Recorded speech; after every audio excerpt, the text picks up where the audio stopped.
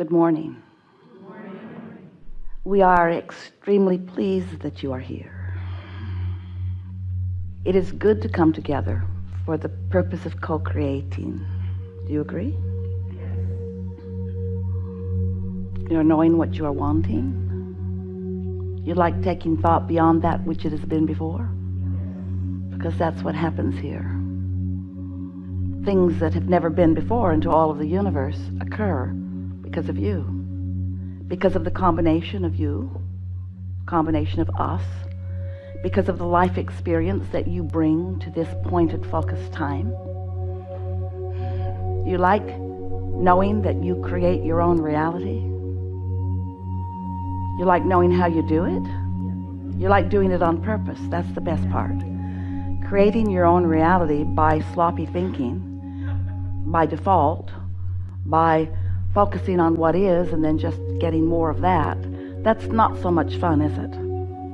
But when you understand that the universe is responsive to you and that you can be deliberate about what you broadcast, that your thoughts are vibrational, your thoughts do broadcast, and they bring back exact replication of what you're broadcasting. So you get what you think about, whether you want it or not. There's no exclusion in this attraction-based universe. So when you say no, you're really saying yes. No to that thing you do not want is an active vibration. And when you light up on an active vibration, and you do it for a while, things begin to respond to that active vibration. One of the things that is fortunate, we love you so much, is that you are rather fickle. So nothing gets your attention for long. But you get these themes going on. Sometimes several different subjects feel almost the same way to you. And so you get this sort of habit of thinking, this attitude, this mood about things. You know how when you say about someone, that's a pessimistic person, or that's an optimistic person, you do have patterns. Although you could have some things that you are optimistic about and some things that you are pessimistic about. And if the things that you're optimistic about get more airtime, then everything in your world goes better. But if the thing that you are worried about or pessimistic about gets more airtime, more attention time, then most things in your life, other things in your life, are negatively affected by that. Because things come back to you at the time of your habit of thought, at the time of your offering of thought. You're always attracting, always calling to you. One of the things that trips you up sometimes is that you don't realize that when you ask, we call that the step one part of the deliberate creative process. Life just causes you to ask. When you ask, when you're in that asking mode, when you're in that, I don't like the way this is, I would like something better to come to me mode, that vibration of asking is not the vibration that will allow what you want to come back. Because the vibration of a problem and the vibration of a solution are different frequencies. The vibration of a question and the vibration of an answer are different frequencies. And think about why. Because in the problem or in the question, there is an awareness of what is not wanted. I want this improvement over this. This isn't pleasing me, so I want this, but this isn't pleasing me, so I want this, but this isn't pleasing me. So what's dominant most of the time when most of you ask a question or have a problem is the problem, and the problem won't let the solution in as long as you're focused upon the problem. And so many people want to pray about things. They get into that place of strong need, and then they think no one's listening because their prayers aren't being answered. If you keep praying from that needy place, you keep practicing that needy vibration. And that's a different vibration than the vibration that allows the solution or the answer that you're looking for. And so that's why we explain to you that there is a step one, which is you asking, which is important, keep doing it. And a step two, which is source answering, that's a vibrational response to what you're asking for. That's a lining up of everything necessary to give you exactly what you are wanting. Everything with precision. Accurate precision. But if you stay in the asking mode while the answering is happening, you don't hear the answer. It's like setting your radio dial on one frequency and wanting to hear the song that's being broadcast on another frequency. It doesn't work. You got to tune your dial. So you've got to tune to the solution. which is not an easy thing to do, because when you're standing in the problem, it sort of kind of has your attention, doesn't it? But you've got to get your attention off of the problem and toward the solution, or off of that problem and onto anything else that feels better. So the solution to living happily ever after is get out there and mix it up. Stir up as much trouble as you can. Find all kinds of things that you want. I want that. I like that. I'd like that. I'd like that. Amend this, please. More of this, please. More of this, please. Less of that and more of that, and less of this and more of that, and less of this and more of that. Mix it all up and fill your vortex full to the brim. You've already done that. Enough to keep you busy for 20 or 30 lifetimes, but it doesn't stop you from adding more to it, because you are expansive, eternally expanding beings. So you keep asking, and the vortex is brimming with all that you're asking for. But more important, your vortex, this vibrational reality where all of your vibrational requests are going and held, there stands your inner being, in full understanding of everything that you've asked for, of everything that you desire, stands there in absolute vibrational sameness as all that you've asked for. So there is a part of you, a vibrational part of you. The same part of you that existed before you came into this physical body. It's the part of you that becomes more with every request you make. That inner being, source energy, God force, part of you, stands there in the fullness of all that you have vibrationally become, broadcasting a signal about that, which you got to line up with, or you're not going to feel good. When life causes you to expand to something more, a new experience causes a new desire. That new desire has to be met, or it's always going to feel off to you. That annoys some of you. If I could just stop wanting, the fact that I don't let myself have it wouldn't bother me so much. But you can't stop. You can't shut that down. You can't shut down your observation. You can't shut down your personal perspective. You can't shut down your personal desire for expansion. You can't turn that engine off. It's always going. It's always going. So if you want to be joyful, and you do, we know you do, the only choice you have is to close that gap between beliefs that don't match desires. We said to you in the very early days of visiting with you, as we were flowing through Esther, when you want something and you believe it, then it is, and it is fast. But if you want it and doubt it, if you want it and don't believe it, if you want it and worry about it, if you want it and keep explaining why you want it, I really want this because I don't have it, because I'm in this kind of pain without it. As you're justifying or defending or rationalizing or really explaining to anybody why you need anything, you keep practicing the vibration that holds it away from you.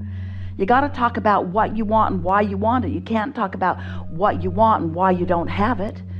You've got to talk about it as if it is. You've got to feel it as if it is. You've got to make it feel real to you before it can come. Humans say, well, I'll believe it when I see it.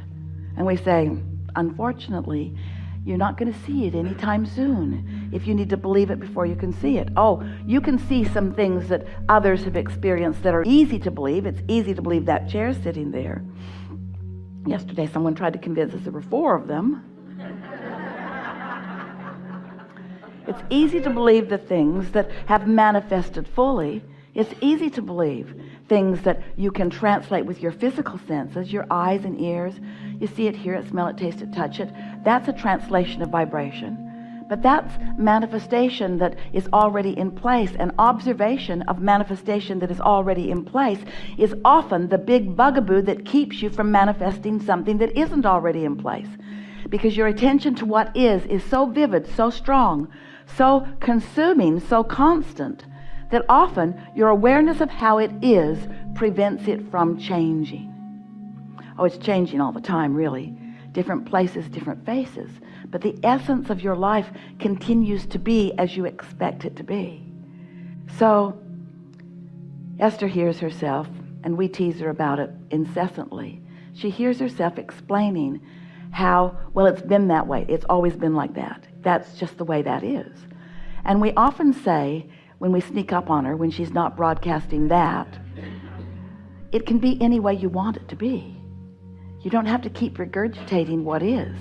Things do change. They just keep changing to the same thing if you keep focusing on the same way things are. Things are always changing. Do you want them to change to something different, or you want them to keep changing into more of what they already are? Because they're changing constantly. Because it's fresh and new. It's constantly changing. It's constantly changing, constantly changing. Do you want it to change to the same thing? Do you want it to change to something that's new and different? Do you want it to change to something that's better? Do you want it to change to more that's like it's already been? Different places, different faces, same thing. You want something different? You got to think about it in a different way. So that's what we're all about here, isn't it? Finding a way to look at life through the lens of broader perspective, to look at life through the eyes of Source, to begin catching glimpses of who you really are and what you really want. Because you are creators. You want to accomplish the mastery of creation, which means you want to know about law of attraction. You want to understand that it's always consistent. You want to know how it feels within you. You want to know what your emotions are. You want to know why your emotions are your guidance system. You want to know why your guidance system feels the way it does under differing situations. Here's why. As you are in step 1 asking, as the contrast is helping you know what you don't want so you know what you do want, you're launching these rockets of desire, and your inner being, your source, what man wants to call God, stands in that vibrational reality, in what we are calling your vortex of creation, stands there holding steady the vibration of your furthest request, your furthest expansion. There, that larger part of you stands, offering that frequency, offering that knowing, that opinion, that point of view, being that prosperous being that you've asked to be, being that confident being that you've asked to be, being that flexible, fun-loving, joyous being that you've asked to be, being that.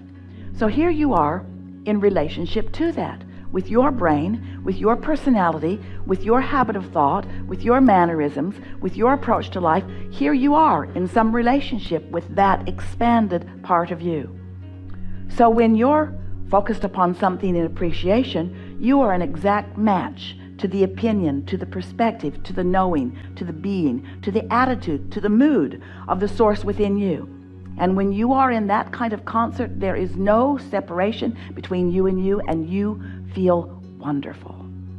But if you're focused upon something, beating up on yourself or someone else, you're wrong, you shouldn't have done that, I don't approve of that, then you have found a mood, an opinion, an attitude that's so different from the way the source within you feels about exactly the same thing. And by the way, the source within you is focused upon exactly the same thing from the point of view that the source within you holds. So now you've got a differing vibrational situation going on, and that's what your emotions are. The more different the knowing or the believing or the pointing at or the active vibration between your inner being and you, the more different, then the stronger the negative emotion. So if you feel despair, you're really looking at something different than the way Source is looking at it. And it's the same thing. That's the thing that we really want you to hear. Looking at exactly the same thing. Sometimes, dear hearts, you are willing to put up with those negative emotions. We don't know why anyone would, when the option of feeling good is so available, so readily available. But you got to practice it a little bit, because law of attraction is responding to where you are, and that's the rub. Law of attraction gives you more of how you feel. Oh, you don't like that? Here's some more. Now, law of attraction isn't delivering it to you with the glee that we are. Law of attraction isn't taking any delight in you getting more of what you don't want. But it does keep coming, doesn't it? And in attention to anything, wanted or unwanted, law of attraction causes a momentum to occur. And so the more momentum, then the more power. You know that. Go 100 miles an hour and hit something. It's harder on what you hit than if you're going 5 miles an hour, yes? Momentum does add power and speed. Things happen faster with more momentum. So if you sort of don't want something, it's sort of coming to you sort of slowly. If you really don't want it, and you really talk about it a lot, then it's coming to you really now. Have you noticed?